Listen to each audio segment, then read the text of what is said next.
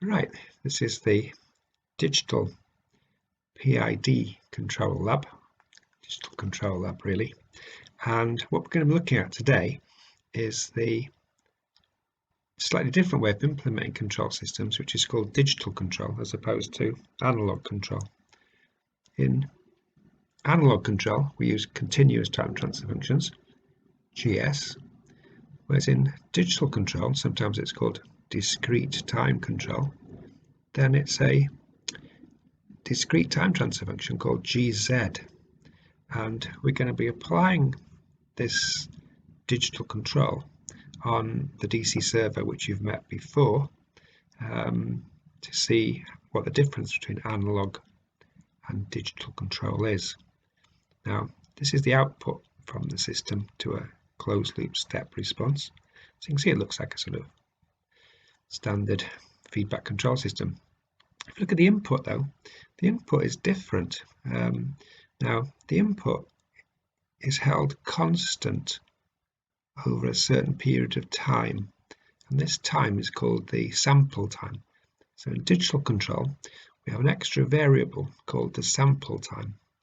Now, and during the sample time, the control is held constant. So the way the control system works is it takes a reading, it outputs a value through this special box here called a zero order hold, and the output is held constant during this time called the sample time.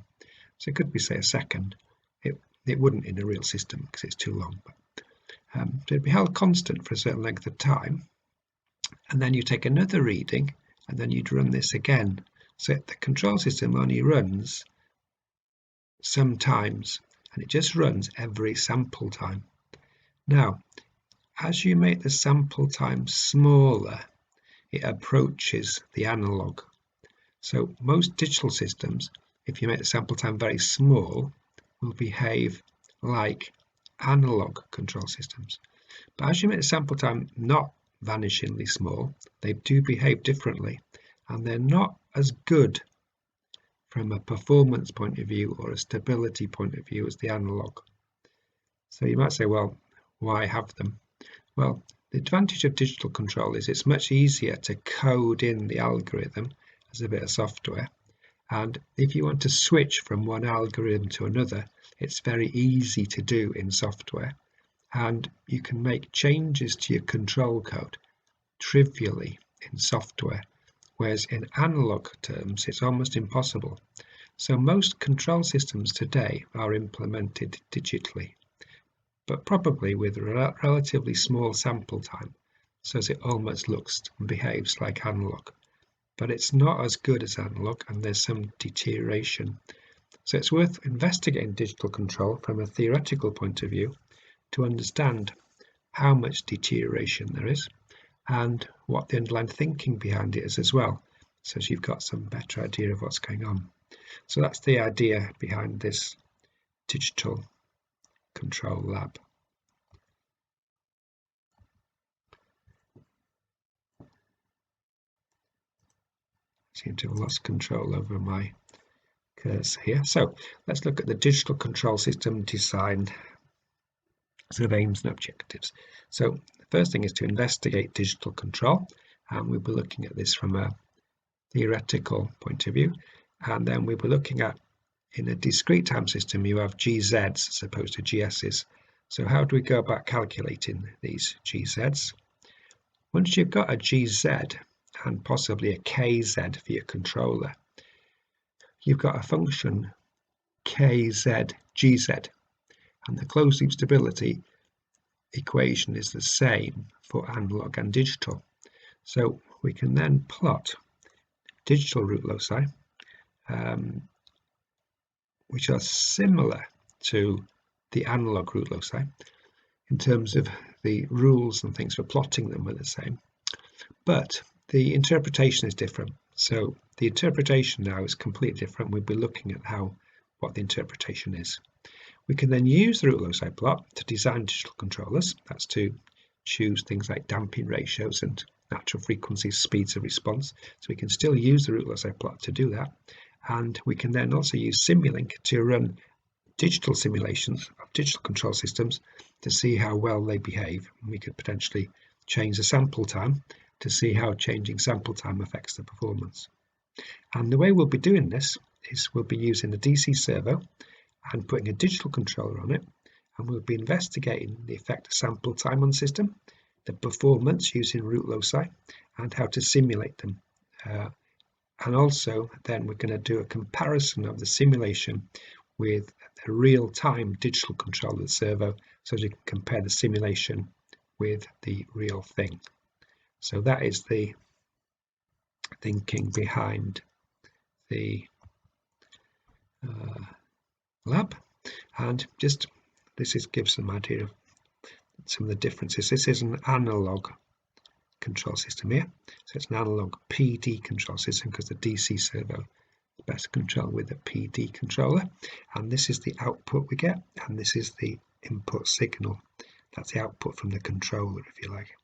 That's the output from the controller, and this is the output from the system.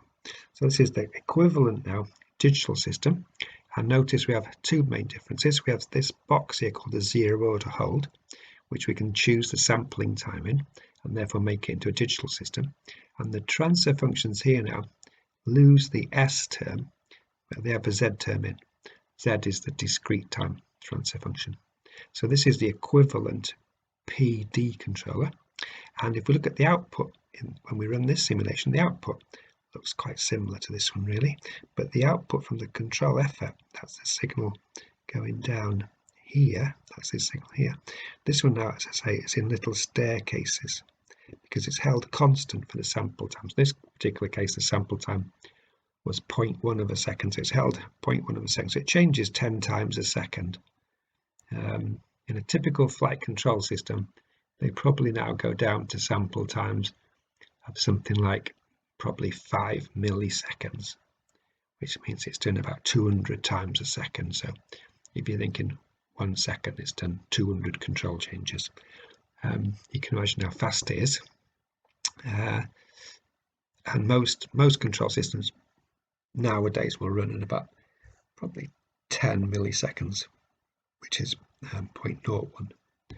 So 0.1 would be quite a big sample time, but it does show quite clearly the difference between analog and digital control. So let's just recap on the analog PID controller first. It's got P for proportional, I for integral, D for derivative. It's the PID controller, and when we have these, we have proportional controllers, integral controllers, proportional plus integral, proportional plus derivative, and proportional integral plus derivative control. So we've got a whole range of controllers we can have. The one we're going to be focusing on today is the proportional plus derivative, because that one happens to suit the DC servo. So let's look at the analog control system first. So it's error actuated, the set point minus the output from the control system.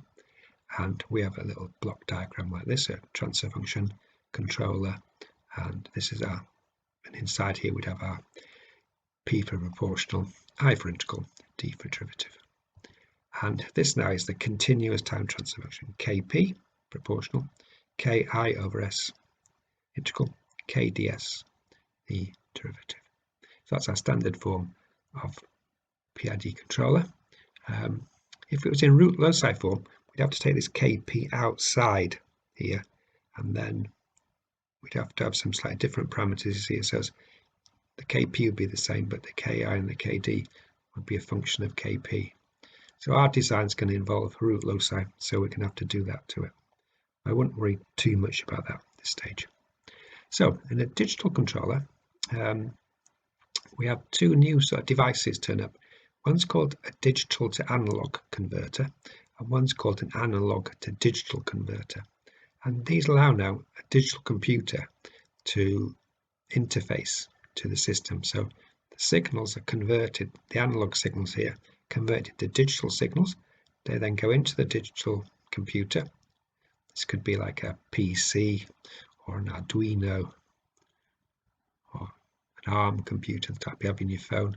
And then the output through a digital to analog. So the digital signals become analog signals and hit onto the plant. This is the standard thing. So we have A to Ds and D to A converters, and this could be a typical digital control board. An Arduino board. This isn't Arduino, but you could use like an Arduino board, and they cost about £30. So they're not expensive, but they're not dirt cheap. You probably could buy a board like this from China for about a couple of quid. How reliable it would be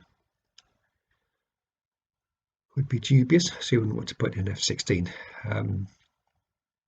Now let's just look at analog to digital conversion. If we've got an analog signal here, we can convert it in by sampling it, which means we measure it every so often. We can get a sampled version of it, so it's just at the points of sampling that we get the data. And we have to convert these numbers now into a digital format. Now the digital format uses binary code to represent the data, and so you've got, like, think of binary code, it's 0, 2, 4, 8, 16, 32, 64. Those numbers go up in a binary code. As in a decimal code, it goes 0, 10, 100, 1,000, 10,000. So, and you could convert then these numbers, which are analog numbers, into digital numbers. These sort of binary conversions.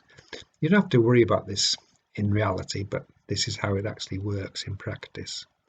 And so you've got something like a digital to, there's also a digital to analog converter, and what this does is you take some digital number and it'll convert it into an analog. So this is a 3-bit digital device. So if you close this switch, if you don't have any switches closed, 0 goes out.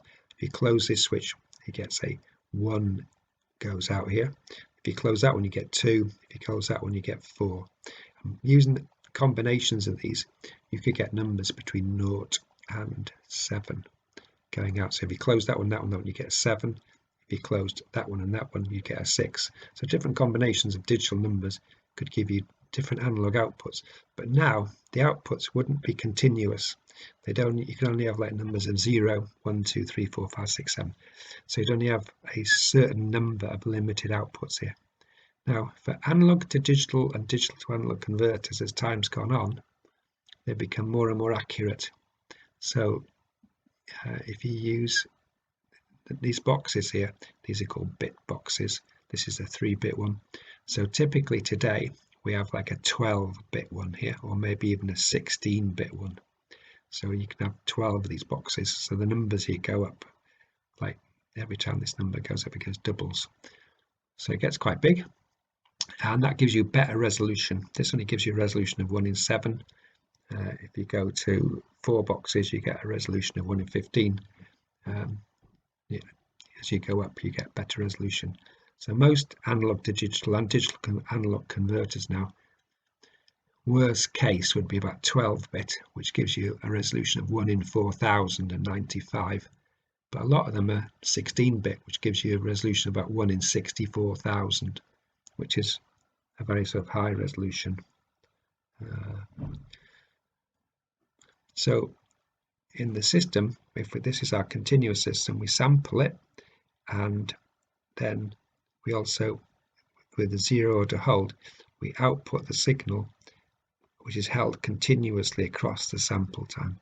So an analog signal, say an output from controller, might look like that, whereas in the digital form it'll look like a little staircase. And obviously as you make the sample time smaller, it becomes closer to the real signal. As you make the sample time bigger, it's not as accurate. And they also introduce a concept now of a sample time, and we represent this as KT, where K can be like 0, 1, 2, 3, 4, and T is the sample time. Now in my calculations I've used TS for T, just so TS stands for sample time, but in this it's used T. So there's a digital time set which is like 0T, 2T, 3T, all the way up to KT. K can be any number you like, and this is how we measure the system. We can only measure the system at these particular sample times because it's called a sample data system. Sounds complicated, this, but in reality it's very straightforward.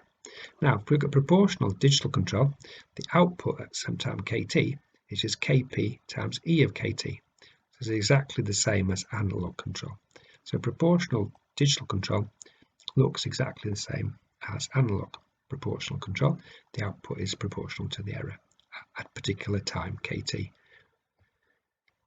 If we have integral control, the integral, if this signal here is the error signal, the integral control is the area underneath the curve.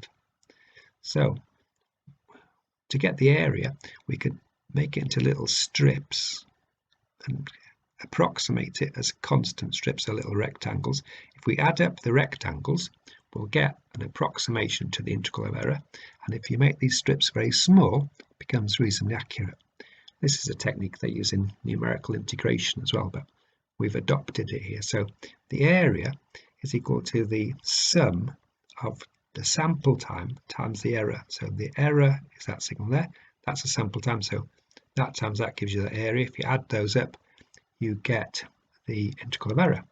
So if we introduce a variable w, which is the integral of error, we could say that the new integral of error is equal to the old one plus the current sample time times the error. So this is a nice little equation now which describes a digital integrator. So this is saying, say you're here, so then the new integral of error is equal to the old one, which will be those there, plus this time times that error. So you could then say, then that becomes the new integral of error. Now in this equation, time marches on. So if it's now, k might be 1,000, and if we wait, say t was a second, if we wait 1 second, this would become 1,001. So k marches on with time, and then the output from the controller would simply be a gain times the integral of error. So there's some simple little equation now describing a digital integrator. We're not using that in this particular experiment, but it's here for you to understand. Derivative control. Derivative control is based on the slope of the error signal. So if this is the error signal against time, the slope of the signal. So you could get the slope by measuring the value now, which is EKT, and measuring the value one sample before. So that's going to be one sample before is going to be k minus 1. If k is now, k minus 1 is one sample before. So if we measure the value there and measure the value there, that gives you this distance here. And if we divide that by the sample time, which is from there to there, that'll give the slope. And the slope is the derivative. So if we take ek minus t divided by t, where t is a sample time, and k is any value as we go along this way, then this is the slope, and then again times the slope gives you derivative control. So that's how we can generate a derivative control signal.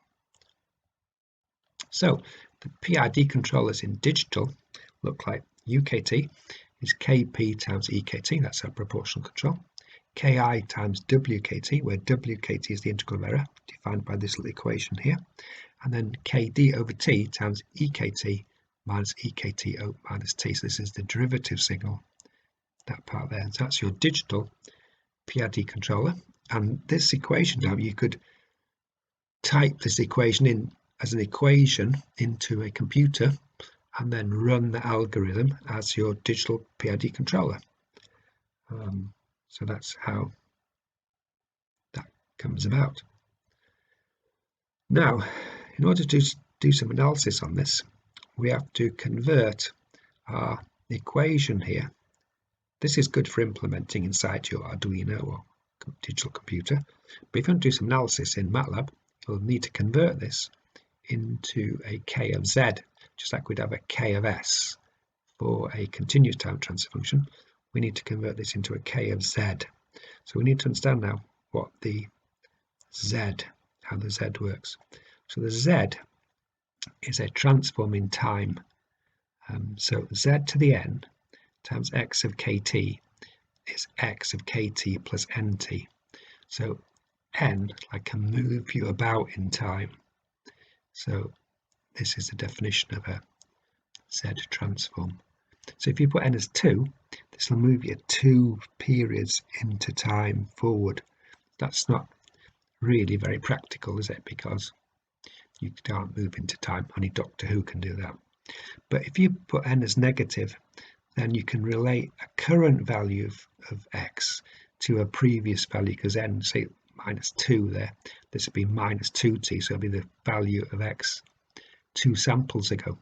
So z to the -2x of kt would be x of kt minus 2t.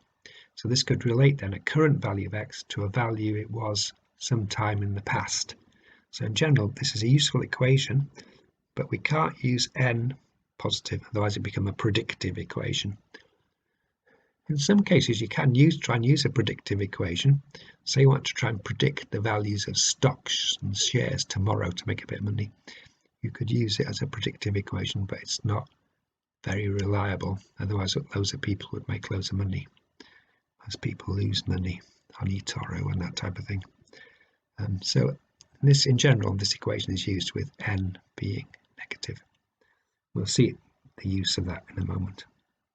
So if this is our digital now PID controller, we could Z transform this equation now. We could use Z transforms on this equation, and on that we need everything in terms of EKT. So we could transform this and transform this part here using this equation, and we could convert this into a K of Z. So let's have a look. We do that for integral control. Got WKT plus T is WKT plus T EKT. So Z times WKT would be WKT plus T. So that's just the Z1 there. This goes on by 1. So this term here now is the same as this, but this term here is here. So we could put this one now in there to give us Z WKT is WKT plus TEKT. Then we could collect now the W of KT terms together. So this becomes Z minus 1 WKT is TEKT. Then we take the Z minus 1 underneath here. So again, WKT is T EKT over Z minus 1. So that gives us a little transfer function now in the Z domain for the integral control, which is T Ki times T EKT over Z minus 1. This is using the Z transform now that we had here, where we've used 1 in there. And it gives us a value of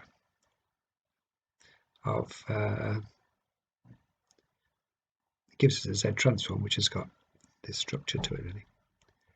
For the derivative control, then UKT is KD EKT minus EKT minus T over T. This is our equation for derivative.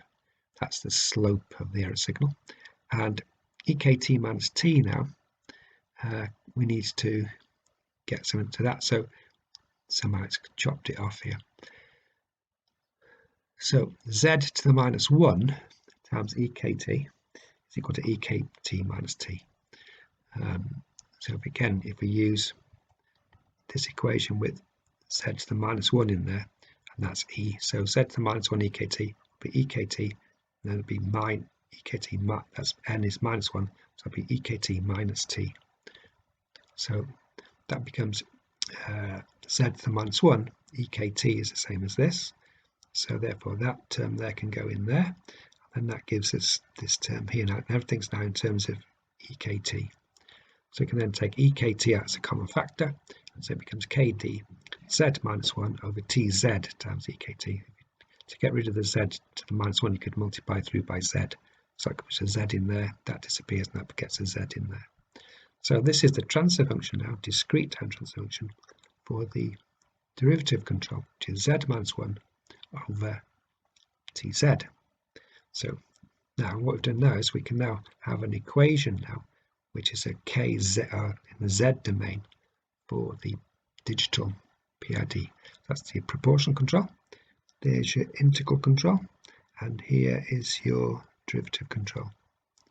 So this is the transfer function now. When we're doing analysis, things like root loci and that type of thing, we'd want to use these functions now to build up the transfer function of the KZ to do our analysis.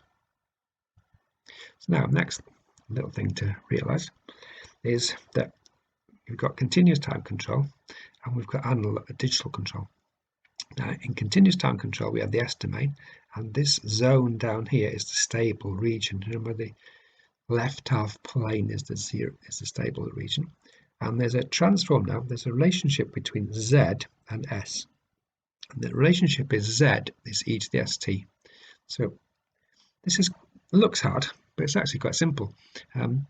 E to the st is a time, e to the minus st, for instance, is a pure time delay of t seconds. So the Z transform relates what's now to the past or the future. So if we had a -1 in there, Z to the -1 would be e to the minus st. So Z to the -1 is a delay of one sample. And that's exactly what the definition of Z is. It's the relationship between what's happening now and what's happening, say, 1 or 2 or 3 samples ago. And so this gives us a simple little expression now between Z and S. And it's a mapping expression. So if we map now this line here, using this expression here, it becomes a unit circle. And the stability region here maps into inside the unit circle. This is really interesting now, isn't it? The S domain stability line now maps to the unit circle. And if you're inside the unit circle, the digital control system is stable, whereas you're outside the unit circle is unstable. And so that's a mapping now between the continuous time and the discrete time domains. And when we look at our root loci for this, we'd consider it relative to this domain. Whereas for this one, we have to look at it relative to this using this mapping. Now, if we take constant damping ratio lines, we go back to it, so constant damping ratio line would be a straight line up there, or a straight line that way, and the steeper it was, the less damping it would be, so that would be quite well damped. This would be, say, critically damped, and that would be very lightly damped. So straight lines in this map here now, and they map into curves. So these are constant damping ratio lines in your Z domain. So that's a useful thing to know, that how the constant damping ratio lines map from S plane to Z domain, and these are exact. It's an exact mapping now. So that's damping of 0.9, 0.8, 0.7, 0.65. As the damping goes down, they go out, and the speed of response also changes. The closest you are to the origin, the faster it is. So this is fast, and this is slow, and this is, so if you're up here somewhere, it's quite a long way from the origin, so it'll be quite slow, but it'll be quite well damped. If you're down here somewhere, it's quite well damped and quite fast. So you could use this domain now to look at speed. Closer to here, the faster you are. The further out you are, the less damping you've got. So you can use this to do sort of interpretation of your root loci. If you get onto this line here, you go unstable. So that's your instability line there. And these are typical responses you get now. So if you're there, you're like marginally stable. So the output will be like this. If you're outside the unit disk, it'll start to go unstable. And as you go inside here, say you'd have a certain response. If you went a bit further along, it'd be faster. So as you go in, it gets faster. And as you go out this way, the damping gets less. So that's the sort of interpretation of the transient response relative to this unit disk. We're going to need to use a little bit of understanding of that to do our designs, because we're going to look at root loci, and we're going to try and play the root loci on a constant damping ratio line. So in the actual thing, we're going to use this concept, and MATLAB will plot these for you. So if this is a typical root loci plot that we might look at, then we know at that point there it goes unstable, and we could move the mouse along here to get different values of performance and different damping ratios. And this is the thing you can impose on top of the graph to figure out as you went along there. You'd see this one's got a damping ratio about, if you go to this, about 0.5. So this root loci at that point they would have a damping ratio of 0.5. As you came down this way, you'd have damping ratios of 0.9 or 0.8, whatever you wanted. Damping ratio is exactly the same as analog and digital. It's the overshoot and undershoot. So the damping ratios numbers that you can take from your continuous time, you can apply just as well to your digital root loci as well. And that's the first stage now of the understanding that we need to move on to the main experiment. And in the main experiment now, we're going to be using the DC server. And one of the first things we're going to do is to identify the transfer function in the continuous time domain. And then we're going to use MATLAB to convert it from a GS to a GZ. And the interesting thing about this is that as you change the sample time, the GZ changes. So it's interesting to see now there's not one GZ, there's a family of GZs dependent on the sample time. So that's the next thing we're going to investigate, is the DC server. Quick reminder about that. We're going to look at how to identify the transfer function in the continuous time domain, and then we're going to convert it into a GZ in MATLAB, and that allows us to do a little bit of analysis.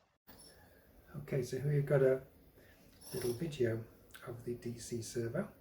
Let's just have a look at what's going on here. We've got this is the DC servo itself here, and there's a motor behind here which drives this motor through a belt system here and another belt system there. So this is the output here, so we're measuring the position of this as an angle, and we're controlling it with a motor behind here. So I'll just try and show you the motor and the different parts by just rotating this over like this. Stand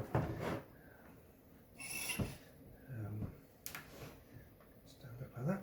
So if we have a look again, this is the motor here, and this is the potentiometer that's measuring the output here. So there's the motor, DC motor, there's a potentiometer that's measuring the output, and it's running through some gearboxes here. And the speed of the motor is measured using that tachometer there. Look at the screen, the red line is the output, is the input, sorry, and the green line is the actual potentiometer. So this is the desired value of the potentiometer, this is the actual value of the potentiometer, and the signal down here is what voltage we're applying to the motor. Now this can be limited because it can only go plus and minus 15 volts on this particular motor. So if it hits the 15 volts, it means it goes along that line there, which means the motor's like saturated. Now we can get different transient responses from the system. If I press K on my keyboard, I can now go into the part that changes the controller gains. So if I drop my gain down to 2 and 0, 0, 0, it'll now give me the same system but now with a lower gain. So at a gain of 2, we can see we've now got much less overshoot here. Just disappeared as I touched it. If we went for a gain of 1, it can be quite slow. And that's a bit slower. And obviously if we go for a higher gain, let's say 5, we start getting a bit of overshoot. So what we're going to try and do in the experiment is work out a transfer function for this whole system here. Use that then within Simulink to choose the right controller gains so as we control the shape of this transient response. And one of the main things that we're interested in is this overshoot here and the time at which that overshoot occurs. So that's the overshoot and time for peak overshoot. So this is our DC servo rig, which we're going to be using in the experiment. Just another point, I suppose. Looking down here on the keyboard, we can change KP, which is proportional gain, KI integral gain, which we're not actually using, then KD is the derivative gain, using the derivative of the error, and KV is using the tachometer gain from here. So we can either use the derivative of the error from the actual error, or we can use the tachometer signal. So we've got like 2 controllers. We can have 3 controllers, KP and KD, in kp and kv. So we can look at 3 different controllers to see how they work. And then if we put some numbers in here, let's say 40.10 even, we can then implement our PID gain. So that's an example now of a PD controller running, and you can notice now that the signal on the output here is a little bit more bouncy, because there's a little bit of noise in the rig, which you can see is like it's got a bit jittery. So this is our rig that we're going to experiment on. Last thing I suppose to mention is if we want to do the work out the transfer function, if we press O, we can go into open loop, and this does an open loop step response for us. So with the open loop step response, we can use this shape to identify the transfer function. Then, having identified the transfer function, we can use that then and our second system theory to design the various controllers. I've just noticed this little lever's been pushed down here when I moved it, so it should be at the top. Now it's halfway down, which is messing up our experiment slightly.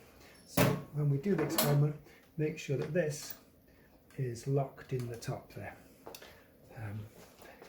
Otherwise you'll get some wrong results. So if you just go back now to the proportional control by pressing K, it goes back to C, goes back to closed loop control, and if we now press K and put in say 10,0,0,0, that's quite a high proportional gain, we'll get sort of a fair bit of overshoot now in the control system, too much overshoot. So we want to try and avoid that overshoot in the design of our controllers. Right, let's look at how to figure out now the transfer function of a DC servo. So if you imagine you've got a motor here, got some voltage, DC voltage, which we apply across the motor, and it's got running against a load here, and so we'll have some output position theta of the shaft, and we're controlling the output position theta. So theta is our output, the input is the voltage. So if we think of a motor here and a rotor, it's got some motor inertia J, and it's running against a load, and it's got some shaft position theta. Theta double dot is the angular velocity, and theta dot is the angular velocity. Theta double dot is the angular acceleration. So we can now apply the F equals ma to rotational system. So it's T, the torque on the motor, is equal to J theta double dot plus B theta dot. B theta dot is the load effect, and this is the moment of inertia of the main system with moment of inertia J. So we can get this simple equation here that Tm is J theta double dot plus B theta dot, and we can then just rearrange these, and then we can make use of our Laplace transforms, that theta double dot can be replaced by S squared theta and theta double dot by S theta. So then that gives us this expression here, and we can rearrange this then in terms of the transfer function by taking this term underneath this one. So it's going to be K over S Js plus B. So this is a typical transfer function now for a DC servo, and this is not in ideal format here. So if we can make that B into a 1, then it becomes into like our first order system form. So we can divide everything through by B. So K1 will become K1 over B. The S can remain as it is. This will become J over B, and this will become 1. And that'll give us a new set of parameters, which will look like this. And then this now looks very similar to our first order system model, where K would be the DC gain and T would be the time constant. Remember, K is K1 over B, and time constant is J over B. So this is our transfer function now for the system in a format that we can understand and manipulate, because it's in a first order transfer function form, k over ts plus 1, but this time it's got an extra s term in here because it's a second order system as opposed to a first order system, and the second order system is coming in from the fact that we've got angular acceleration here.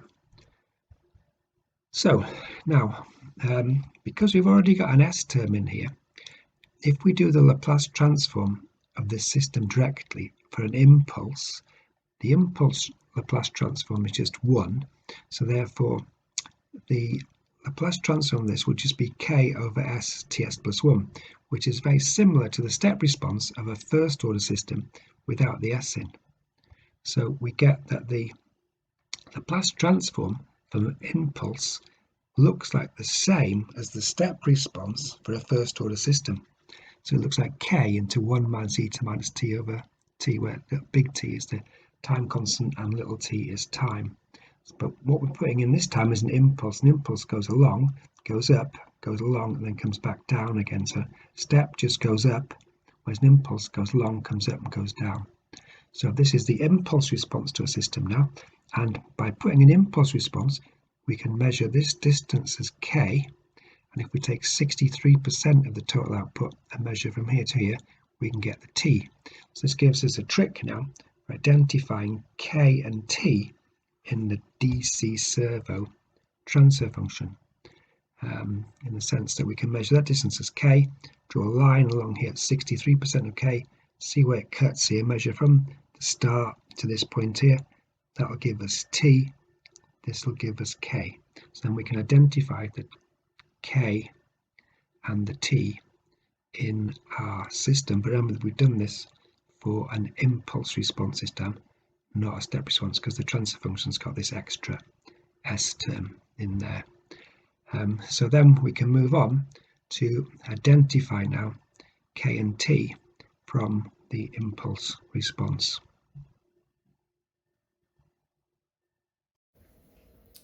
Right, so here we have the system, the DC servo, under closed loop control, and we're now going to put it under open loop control and carry out an impulse response to work out the transfer function. So we're going to collect the data up now. So here's the impulse response, and we can see now a number of things going on here. First of all, here's the output here, more or less starts at 0 and goes up to this value here. So there's the shape of the impulse response, and this is the impulse here. So it goes along here, goes up to 1000, holds constant for 0.15 of a second, then drops back down again. So this is called the impulse response here, and this gives us this shape here. And then from this shape now, we'll be able to calculate the DC gain and the time constant, because it looks very much like a first order system response. It's not quite perfectly first order because it's got a little bit of a rounding shape there, but it's probably quite a good approximation to a first order system. And it's this data now that we're going to take to work out the transfer function for the system. We're going to do that next. Right, so we're now going to go off to try and identify k and t, having done our impulse response on the system. So if we have a look now at the shape of the graph here, and we can see that this is going more or less halfway up between 200 and 300. So this must be about 250 there. So I'm going to make an educated guess. It's about 250. If I then take 63% of that value, draw a line along here, that's 0.63k, I can draw a line down there. That gives me this distance here as t. This is almost exactly the same as this distance here. So it's looking promising now for working out k and t. I can now get my k as 250. Now the impulse here is given by 1000 times 0.15, so that's 150. So the area is 150. So the impulse response is for an impulse of 1. So if it's an impulse of 150, we have to divide this by 150. So k comes out as 250 of 150, which is 1.66, and the time constant t as this from there to there, which is almost exactly the same as from there to there. I know that's 0.15 of a second. Now, in your case, it might not be that, but it's just lucky for me.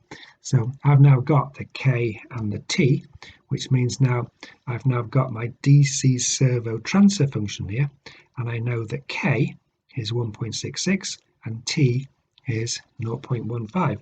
So I've now got my transfer function, which I can then use for control system design. And that's what we're going to look at next, by looking at the design of using this transfer function to design a proportional control system and in it control the damping ratio.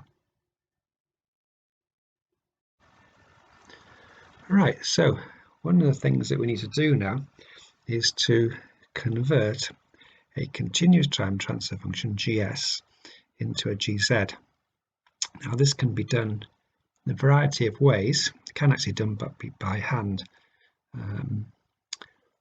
But in our particular case, we're going to use a computer package to do it, and the computer package is most useful for this is MATLAB. It has an inbuilt function that convert continuous time to discrete, and the function is C2D, continuous to discrete. It's like phones for you or something. Anyway, C2D is the function that converts from continuous to discrete, and the continuous is in S and the discrete is in Z. So we've got this function here as an example, 2 and a 1, that's a 2 and a 1, and I've got 1, 3, 2, 1, 3, 2. So H is the transfer function using the TF command. We then choose a sampling time, which I've used TS for the sample time because we use T in the experiment, unfortunately, for something else. So TS is a sample time, so it's in this particular case I'm actually going to put it as 0.01.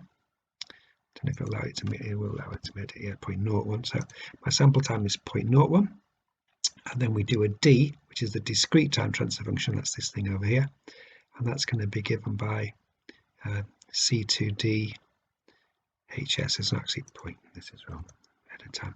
So that would be, if we ran that code, we'd get this GZ. Now, in our particular case, we've got the DC servo, and the DC servo has this transfer function here, 1.66. That's the steady state gain. This is the time constant. This is from my results. For your results, you might have slightly different K's and T's, but probably something similar to this. But this is my example. And so we're going to work out now the GZ for transfer function of 0.01, 0.1, 0.5, and 1 to get 4 GZs, all different at different sample times. And this is the code now that does it. So the K, what's in this number here, the T is 0.16, and the sample time in that particular case is 0.1 because that's the first one, 0.01. Then we put N as K, so the numerator is K, and the denominator, if we multiply this out, that's T, so S squared T plus S plus 1, so it's going to be T10, and then this converts it into a transfer function for us, which is sys-C. Then I'm doing the ZPK sys-C just to check it's correct, so it prints this thing out.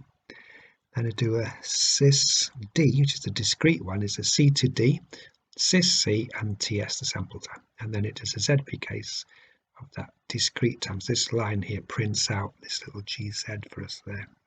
So that's the code. And for you to do this now, all you do is you just take this code here and do a copy, and then get MATLAB going and paste it to MATLAB, run the code, give it a name, and run it, and out comes the GZ here. So this is the GZ that we get, and if we notice, that's the same as the GZ we've got here. So that's how we can get now our GZs. Now the interesting thing is we change the sample time, we will get different GZs. So let's just have a quick look at that. So that's this example here, just zooming through that again. And then what I've done then is I've run it at different sample times, and these are my 4 transfer functions. So 0.01 gets this GZ, 0.1 gives me this GZ, 0.5 gives me that one, and 1 gives me this. Notice the poles in particular, they start off quite close to 1, Z is 1, and they move into the origin as the sample time goes up, which is a bit strange, but that's how it works. So that's how you could then get your different GZs. So just as a matter of interest, one of the things we're going to do is look at a simulation of this. So this could be a continuous time simulation up here, and this would be a discrete time simulation. And the only main difference is that this has got this zero order hold in here. We just stick a zero order hold in there, and that makes the system into a digital control system. And we can, if you click on that box, you can set the sample time. So that's how you can run your analog and digital simulations. So we're going to be using that as well to do some simulations later on as we go through. So it's quite easy to go from an analog simulation to a digital one. Just stick in a zero to hold there. We might need a slightly different controller here eventually, which involves Zs as well, but for proportional control, which is what the first little part is, it's as simple as doing that really. And you can, if you set something up like this, you can then compare your analog and digital control performance. Just handy to do. So that, as I say, the second task, having identified the GS, is to work out the GZ for different sample times. So that's what we've just been talking about now. So this is a rerun of what we did before.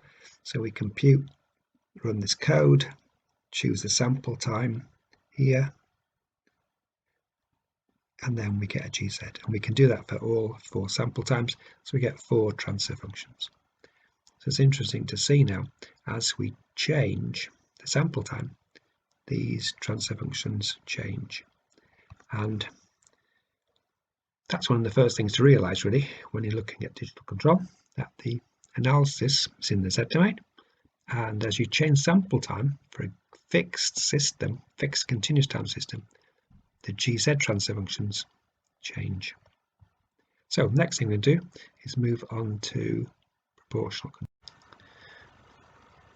All right, so we're on to task 3, or task 2 now. Must be task 3 this, mustn't it? Task 3. I've got this wrong. Task 3, which is the digital proportional control of the DC servo.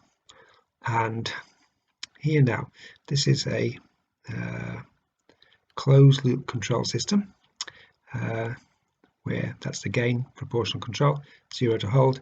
There's our transfer function for the system and a bit of feedback control. And we're going to be running this now at different sample times, and we're going to plot the root loci. Then we're going to use the root loci to choose damping to get a KP, so its damping is 0.7, and a different KP, damping is 1. Then we're going to simulate that in Simulink.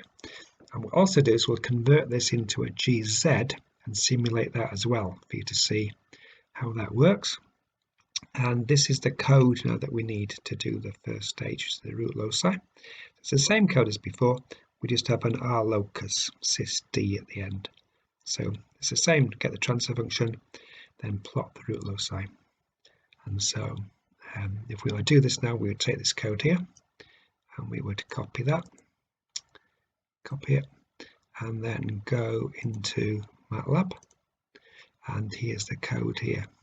Now in this particular case I've added a line in which is choosing the axes of the root loci as well, but if I leave that out for the moment by putting a % sign in and just run this code now,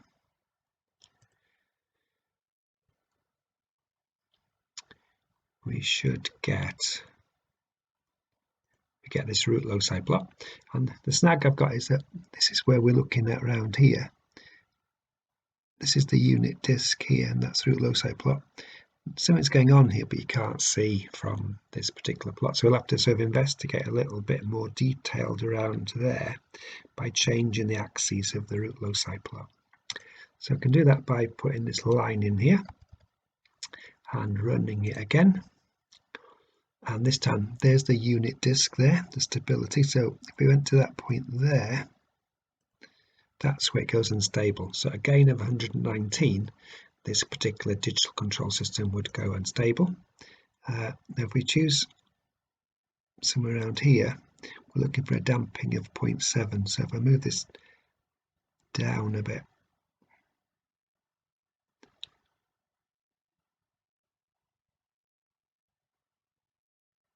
I'm not very good at this.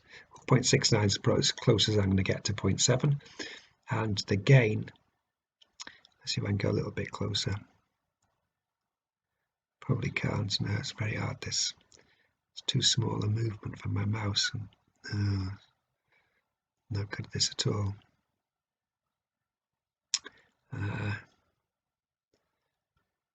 You can't inch it. That's trouble. I'm not very good at this. Oh well, dear me. Oh, that's 0.6, wasn't it? I have to try by random. Here we go.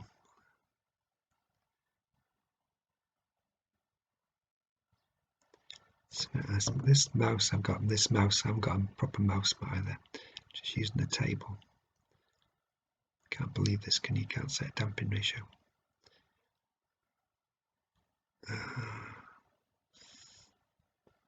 Dear me, lost control of this, haven't I? Lost control completely. Come on.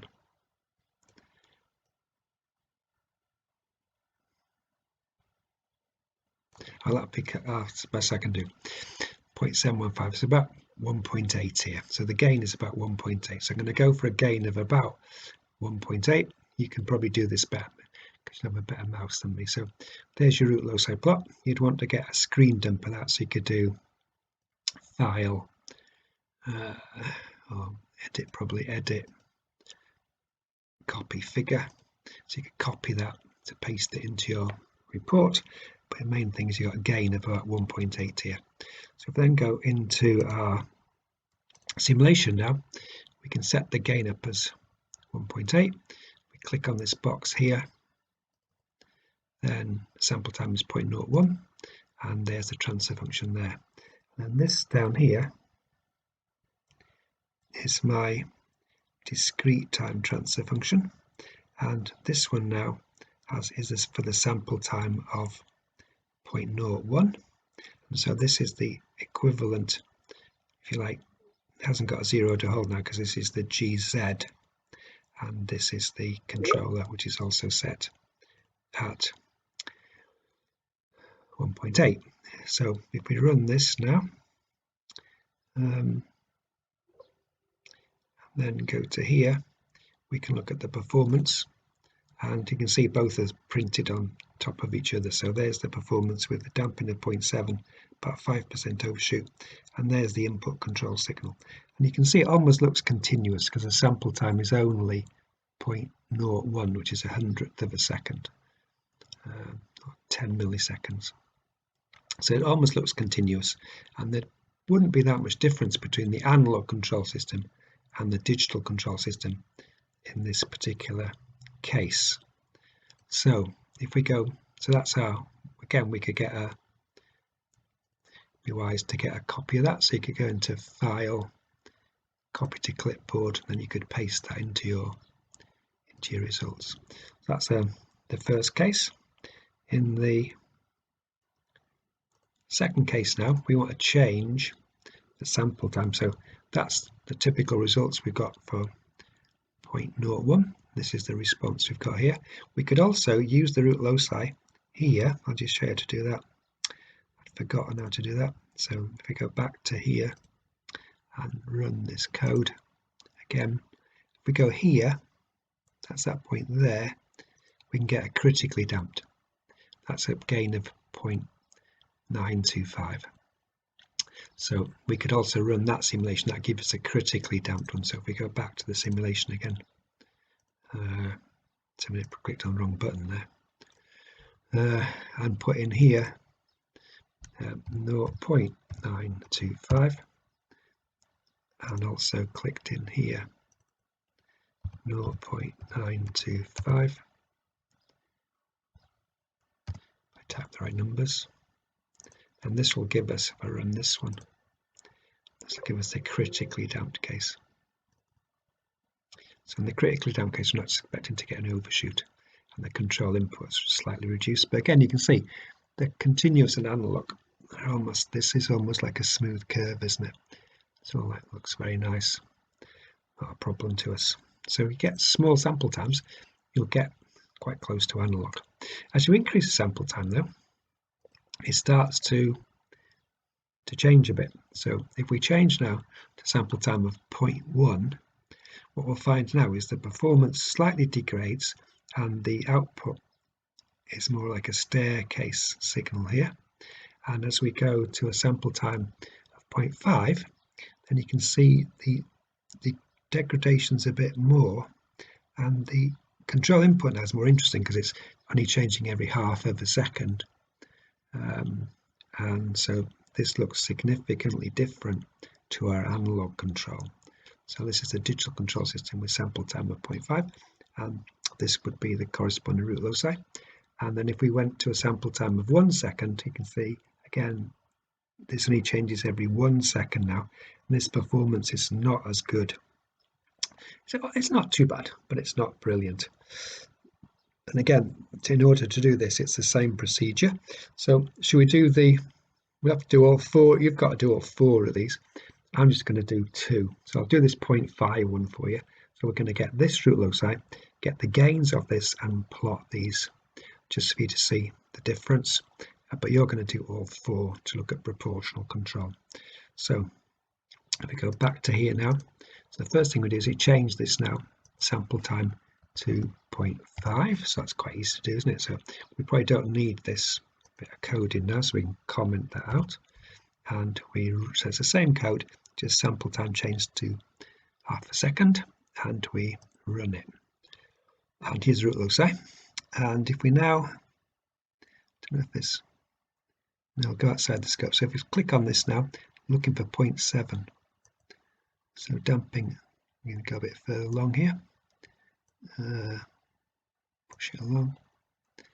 Be easier to get 0.7 on this.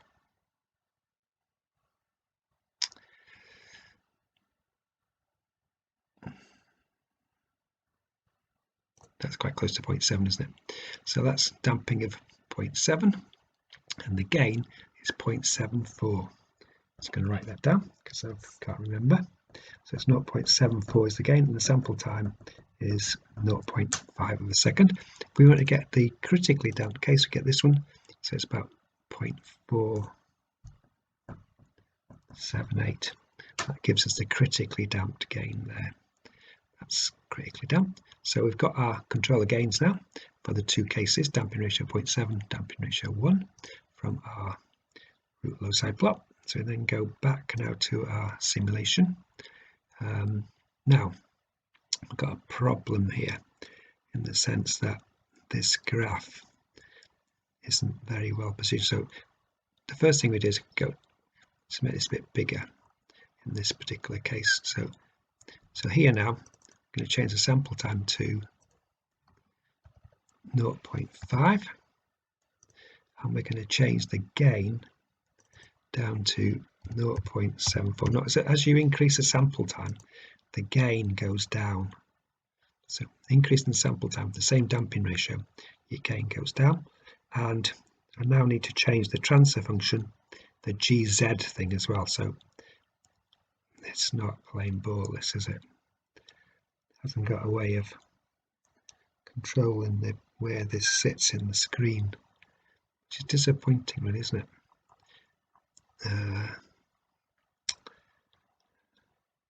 And we're going to change the numbers in here as well. So if I click on this little box here, you can only see that corner there, but I click on that one and these numbers. So this time I need the GZ numbers now for the 0.5. So if I go back to here, and these are my transfer functions. So for 0.5, this was the GZ. So this is the GZ now I've got to enter in. So I've got this written down on a piece of paper somewhere. So I go back to here, click on that box. It's going to be this one is 0.3775, and this pole is minus 0.04394. So that's the pole has really moved in to the origin. There's another one to change as well, but it's not on my screen unfortunately. But if I click on it, you can see it. So these are the numbers associated with the 0. So the z minus 1 doesn't change, but this number here does, and it's 0.01877. So that's the other part of the transfer function. So I click on OK there. Then this thing now is, I can't unfortunately get this in the middle of the screen, which is a bit of a pig, isn't it? Anyway, there's my GZ simulation. Here's my GS simulation. I don't know. Oh, there you go. There's some trick, I don't know, to drag this. Anyway, if I run the simulation, and somebody's putting a message up, which is very handy, and then click on here, at least I'll get a graph. Come on. So this is the response now. So you can see now the output is the output. So it's still giving about 5% overshoot. And something's gone wrong with this, hasn't it? Wait a minute. I've got the gain wrong here. The gain should be I've not changed the gain in that one. The gain in this one should be 0.74, and then run it again. Oh, it's a nuisance now. There's people sending messages. Still not worked. I can't see the screen, that's the trouble. 0.74, 0.5, that is correct. This bit is down, there's correct. This is 0.74.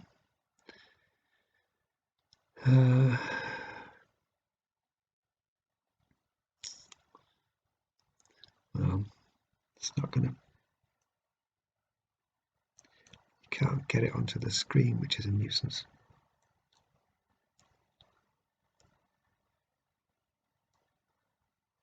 So I've got a mistake here. So this is 0.37.04, so that is correct. On this one, it is the,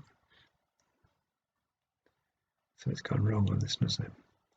This should be, it's going completely wrong here. It should be 0.57607 times, observe brackets, 0.3775. So get it right eventually. So that's my transfer function now that I got from the GZ for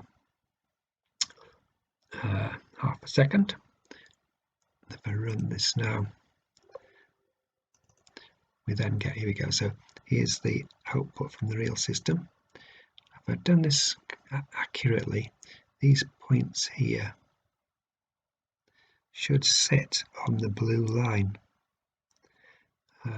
So I've not transcribed the numbers to sufficient accuracy. This is one of the things about a digital model which is interesting. It has to be typed out to a much higher degree of precision than the analog. So if I'd done it correctly, this point here and the blue line would have corresponded, and seems a bit off, doesn't it? I've still got something wrong here, haven't I? It should have worked. But also this is the control signal here. You can see that it only changes every half second. So that was the interesting point. When you run this, you should be able to get these points here. Those points should correspond to the blue line. I'm not sure why that's not working. Anyway, I'll come back to this. I'll try and get it to go for you. So that's the That's the first stage design for your proportional controllers. What it indicates is, it's coming back to here, what it indicates is as your sample time gets bigger, the performance deteriorates and the control input has a more sawtooth effect, and it gets more and more sawtooth as you increase your sampling time, and the performance degrades a bit as well. So that's our proportional control, and the next thing we're going to do is move on to proportional plus derivative control. Okay, I'm just going back to this 0.5 one, which is annoying me because I got it slightly wrong. I'd made a mistake in entering in the GZ. So just to recap, this is the sample time of 0.5, and we get a GZ, and the GZ was given by this little transfer function here. This is the 0.5 transfer function. So I'm going to enter this transfer function. I'd put this term in twice by mistake, and so completely mucked it up. So let's go back to the correct version now. So I put this GZ in, and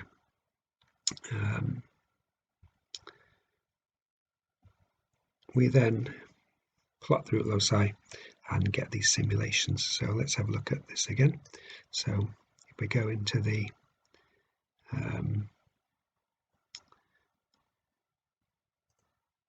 root loci sample time of 0.5, run it, and we'll get our root loci plot. Can then go to this to get our gain for damping ratio of 0.7, which was out there. So it's 0.74 we got last time, but somewhere at 0.7, so let's say 0.73, shall we? 0.73, it's not going to be much different, 0.73, so there's our value for that. Then if we go into the simulation now, let me just check these, so that's okay. So now what I've got is, here's my simulation. This is going to be 0.73, 0.73, and my sample time is 0.5. Then down here it's going to be 0.73, and here's my transfer function. I've got this part here, also got, which I can't get in the scope. It doesn't allow you to move this in, but anyway, this is the correct transfer function now in here. So if I run this, we then get the output, and this is more correct now. So here's the input, changing every half second. Here's the analog output, and then this is the GZ output. So it's got a value there, value there, value there, a value there, a value there, and a value there. And if we join those dots up on the sort of corners of these, we'll get the same as the analog signal. So there's our change response now for the half second. You can see the control signal is significantly different to the case where the sample time was quite small, and this response is a bit slower than the continuous time control signal, and it's not as responsive because it's obviously held constant across this time here, so it can't do anything in this time period, it just has to sort of keep going. So if something happened to this, it would take half a second before it could even think about doing anything. So that's the correct transient response, and then you could get, if you do copy to clipboard, then you could paste this into your results section. So if you do it correctly, it does work.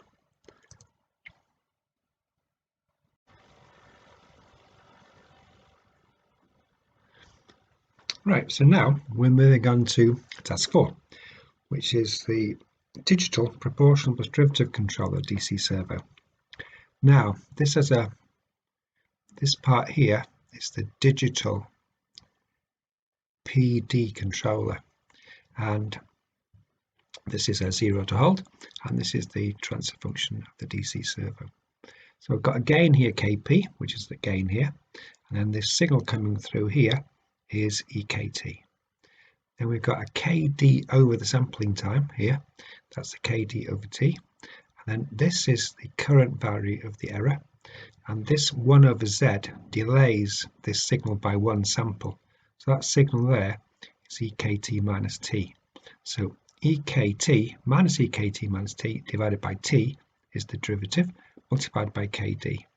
And it's in root loci format, so it's got a Kp out at the front.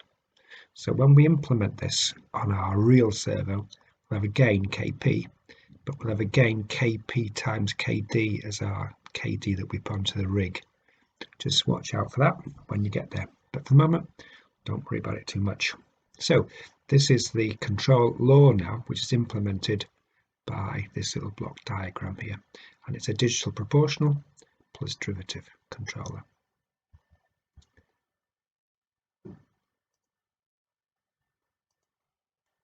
Now, we'll need to convert this into a KZ for doing some analysis on the root loci.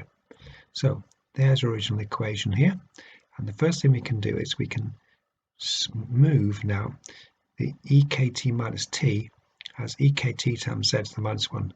This time shifts it backwards one sample, so that is the same as that. So that gets us a Z to the minus 1 in there.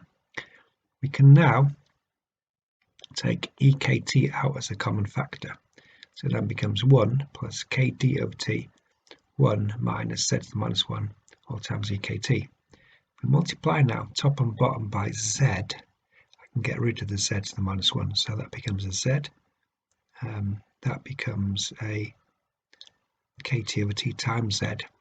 Z times Z to the minus 1 becomes 1, and you get a Z on the bottom. So that's just multiplying top and bottom by Z. And then we can factorize out then into the Z parts, which will be, we've got to get rid of this T as well. So if we multiply everything through by T, then that'll become TZ. That T will go, and that'll become a TZ. So that gives us this line here. Then we can take out the Z terms, collect the Z terms, and collect the non-Z terms. So that's TZ and KDZ. So that's T plus KD times Z. And we've got a minus KD over TZ. So we go from here to here, and this is now the KZ for the system. So we do root loci almost by KZ by GZ, and then plot the root loci.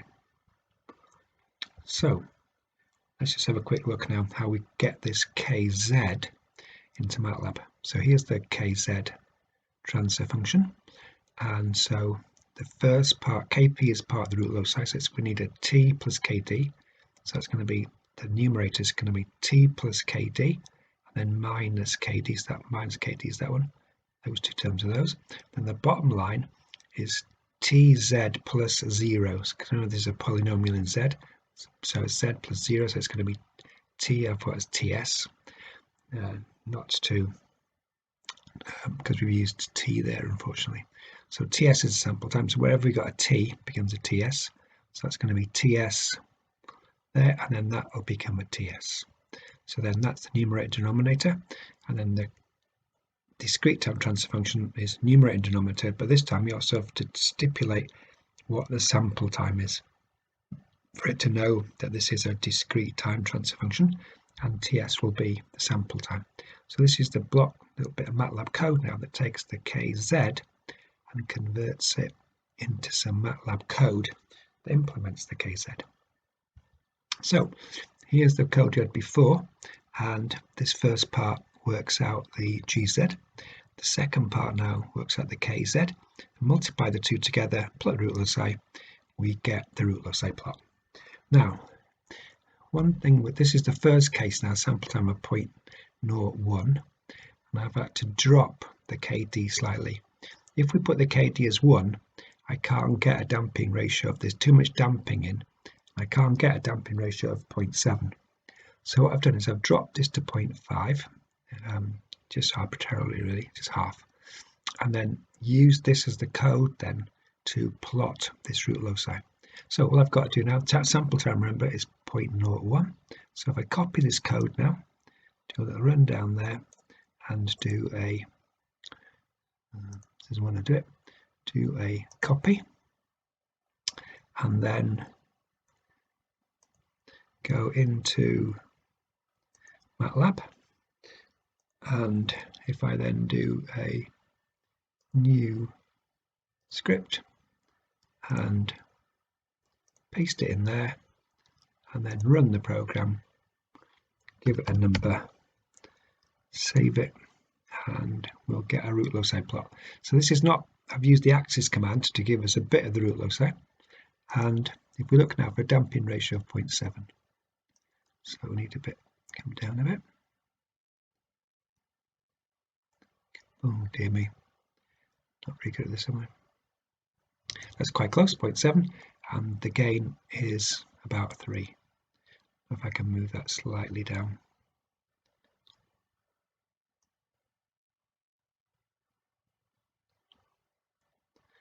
Not very good at this. 0.72. It's a bit closer. So it's 0.7, so it's about 2.8.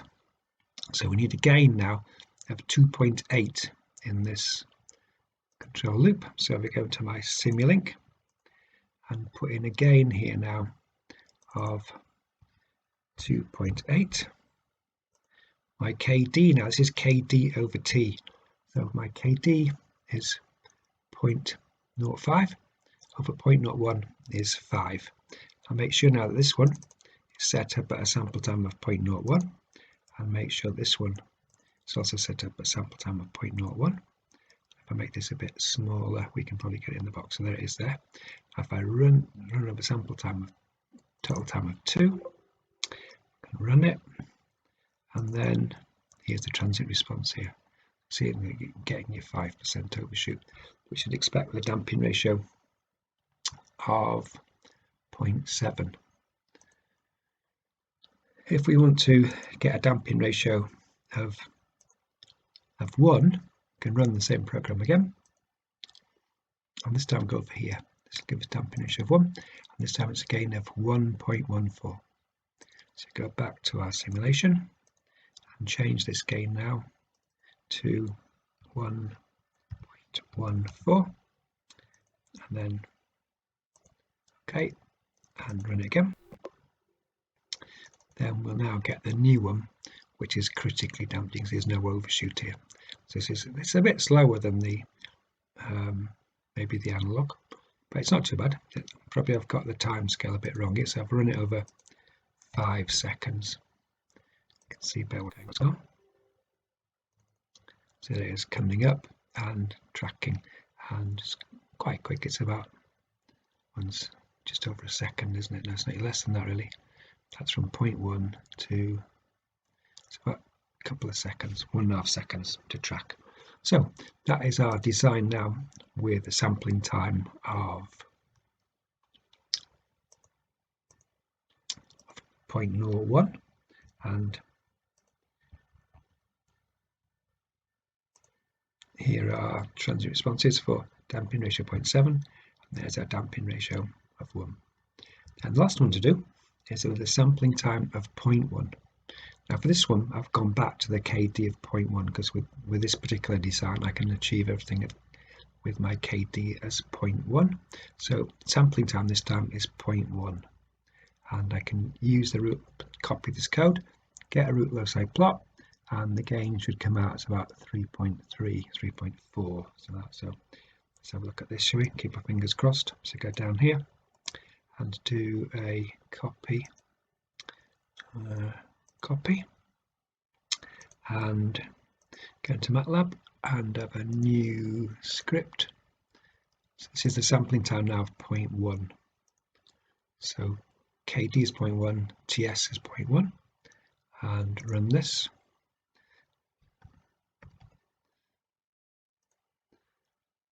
And this time I get this root loci plot. Now I'm looking for a damping ratio of 0.7, which is somewhere, it's not bad, it's 0.701, gain of 3.34. So this is my gain now, 3.34, KD as 0.1. So if I go back to my thing, so I'll have to make this a bit bigger to see what I'm doing. So this is now 3.34. This now is KD over T. So KD is 0.1 and K sample time is 0.1 as well. So 0.1 over 0.1 is 1. So this is KD over T, remember. And now the sample time here has to be set to 0.1. If you don't have the sample time set correctly, it'll go bonkers. 0.1. So now that's our gains sample time set correctly. This is the gain, and this is KD over T. So over the sample time. So KD is 0.1, sample time is 0.1, 0.1 over 0.1, 1. So we run this one. Should go back to 2 here. Run this one. And just make it a bit smaller. And again, we're getting not quite the perfect 5% overshoot now. It's more like about 8%. So I'd say you get a little bit of degradation in the digital. It's not quite as good as your analog, but not bad. And so as the last one to do would be to go back to this and run this again. And if we go to that point there, get a gain of a 1.4, that's for damping ratio of 1.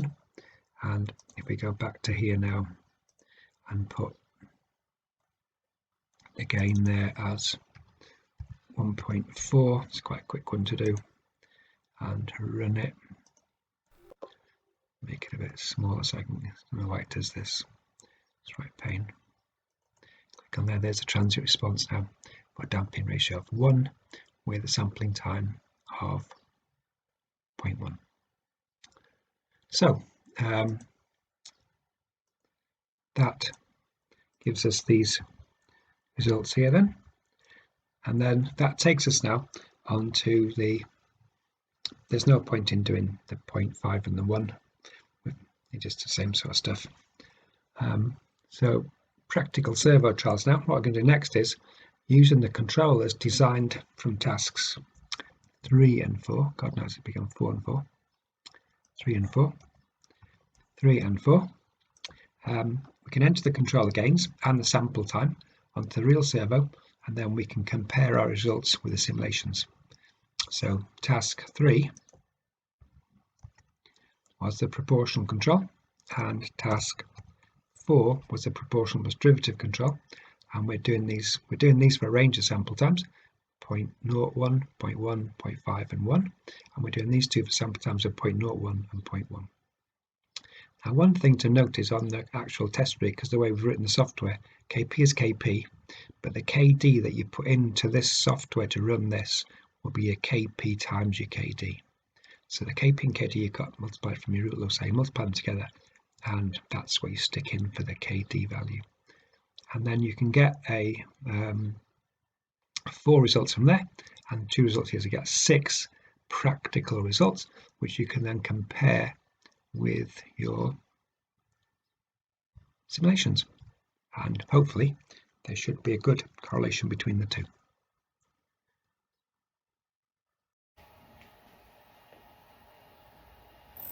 Right, so here we have the DC servo, and we can see this is the output along here. The red line is the command, and this signal down here is the control effort. And this is using quite a small sampling time of probably about 5 milliseconds. And so the signals here almost look continuous.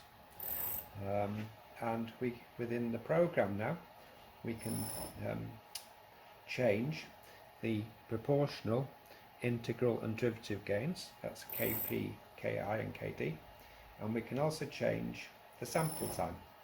Now to change the controller gains, we press K, so if I press K, then the controllers come up and we can now enter the gains. So for instance we could go say for 3, 0, 0, and it then comes on.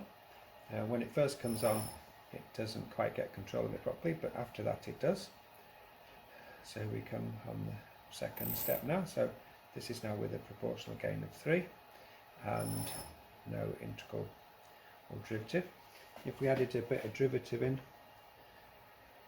so we're stuck to 3, say, went for 0 and say 0.2 in there, we'll get a slightly different response. This time it's picking up a lot of noise because of the derivative gain being there, but we're now getting quite a heavily damped response on our system. It's probably not liking that value of derivative, so you can overdo the derivative. So this has obviously got too much derivative in, but the amount of derivative you use is a function of the sample time as well. So if we choose that as 3 again and 0, let's go to 0.1, shall we? Just have a little idea. So this is, again, you can see the signal here is rattling around quite a lot, and there's the performance from the system. If we go back to get the derivative out, let's say 3, 0, 0.01. It's quite a small derivative gain. You can see now with the small derivative gain, we've still got a bit of noise on here, but it's less now than we had before. So noise is always an influence on your control systems. As we make the sample time bigger, the effect of noise will get smaller, which is one bonus of taking the sample time up. Normally, taking sample time down is the best idea. If we want to change the sample time, we press S on the keyboard. So if we press S, that can now change the sample time. At the moment it's running at 0.0002, so it's really quite a fast sample time. If we change the sample time to say 0.1 of a second, then we'll notice a difference now. Notice this signal now is a staircase signal, changing every 0.1 of a second. It's not really seeing the noise, although we've got a KD of this end, so it's not seeing the noise. Getting a bit more overshoot in the system, so we'll have to tune it. So as you make your sample time bigger, the gains probably need to come down. And this is the rig, and now we're going to go about doing our formal designs. This is just for you to see how the rig works. And the interesting thing I think to see is here, notice this little staircase here, this is changing every 0.1 of a second, and then we get a certain degree of performance here.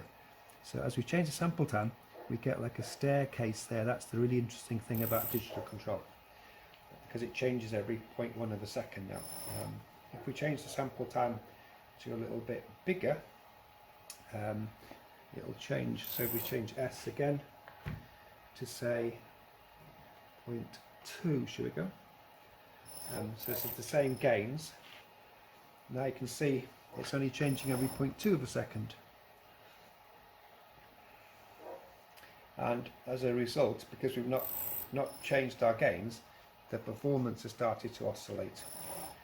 So if we just make the sample time bigger and keep the controller gains the same, the performance degrades.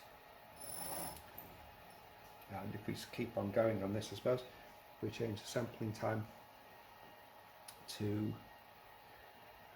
say 0.5 of a second, which is quite big, sticking to the same gains, now we get quite a sort of not a very good performance at all. It's pretty ropey now. You can see it's only changing every half a second along here. So we definitely need a way of adjusting the gains so as we can choose the correct gains in here for the appropriate sample time. So you have to match your sample time to your gain, and we can do that using the root loci method, and we can design our controllers appropriately, and that's what we'll be looking at in the experiment. But you can see as your digital controller, as you increase sample time, and it changes now every half a second, so and then the performance has gone quite erratic. Right, so here's our first run. It's digital proportional control, sampling time 0.01 of a second, trying to achieve a damping ratio of 0.7, and the gain is 1.83. This is coming off our root loci plot, and this is what we've got. Notice at the sample time of 0.01, this is almost looking like a very sort of smooth signal here. It's hardly any got a staircase effect at all. And here's our damping ratio with a little bit of overshoot, about 4% overshoot, which is what we're predicting with this particular design. Right, so here's our next design now. It's the proportional control again, sampling time 0.01. This time damping ratio is set to 1. The gain is reduced to 0.9 to 1. And here we have the response. This time we haven't got any overshoot here, and you can see it's a critically damped almost response. There's the control effort there. So there's our damping ratio of 1 result, and we'll now move on to sample time of 0.1 of a second. Right, so here's our next one. This is again our digital proportional control. Sampling time this time has been reduced to 0.1 of a second. Damping is 0.7, so we have a KP of 1.47. And here we have the result here now. So again, we've got the overshoot associated with the little damping ratio of 0.7. Notice now the staircase effect here of the control is changing every 0.1 of a second.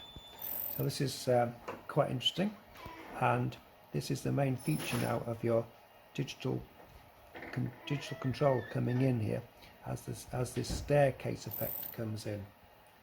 And what I can do next is change the damping ratio to 1.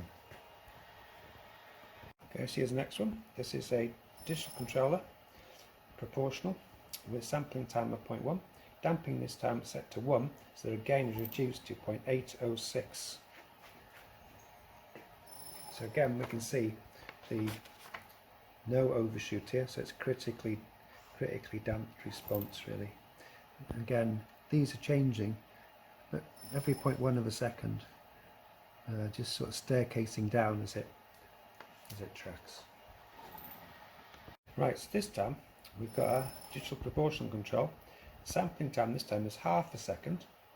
Damping ratio 0.7, so we've got a gain of 0.733. Let's have a look at this one. Now this time notice that the controls are only changing every half a second. So there's only like about 3 changes in controls effort here. There's quite a slow change here, and this has resulted in a slightly slower transient response and a slightly more overshoot here. But it does work, but the performance is now probably half a second is too big a sample time for this system. So the performance is working, but it's not as working as well as with a smaller sample time. So one thing we can see is as we increase the sample time, the performance, there is a degradation in the performance. But we've had to go quite a long way to get a degradation up to about half a second. So that's the case with damping ratio. So we've got a bit of overshoot, but then it takes a while to pull in because it's got to change the control effort every half a second. Okay, so that's our next one now. This one has got a sample, this digital proportional control. The sampling time this time is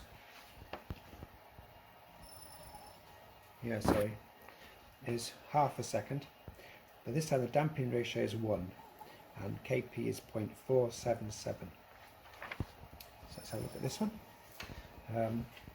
So this time it's critically damped.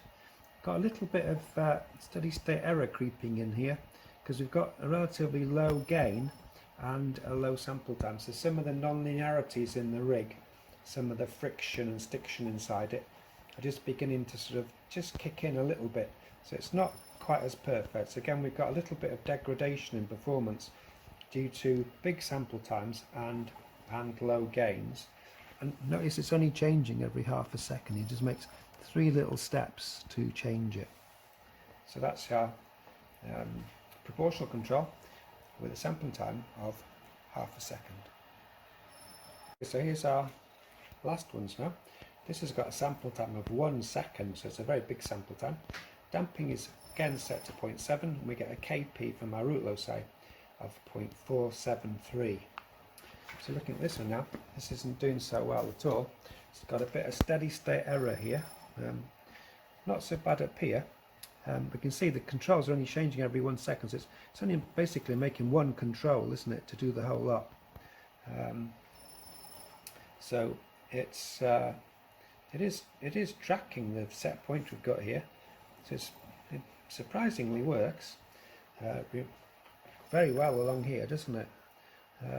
But you can see now the controls are only changing every 1 second, and so the overall performance is, it's still got the sort of overshoot associated with damping of 0.7, but you can see that it's not really acceptable, that one. The sample time has now got too big, but it's interesting to see what happens when you do have too big a sample time.